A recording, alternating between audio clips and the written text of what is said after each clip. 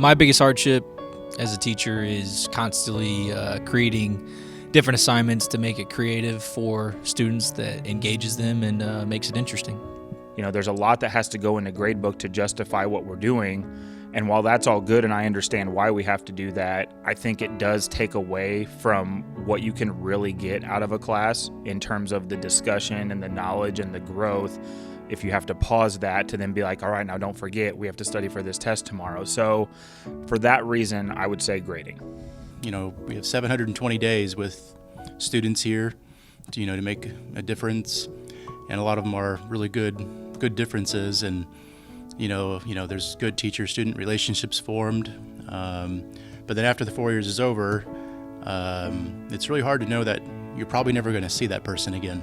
And I remember, especially in the first few years of teaching, I would just go home feeling super down just because of all the hardships of the kids I've seen and all the pain I see in them. It's really hard to just, emotionally separate yourself from that and keep it professional. So I think for me, by far, it's learning to balance the relationships and the struggles that kids are going through and not take those burdens on myself and know how to best help them, and knowing my limits and what I can't do. So I think for sure in the last 10 years that has been the constant struggle, just knowing how to handle all that.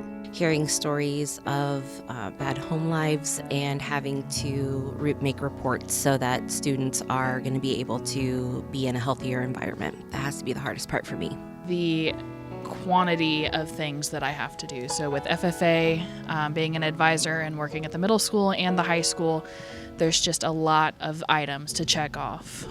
So making sure that those all get done and don't pile up.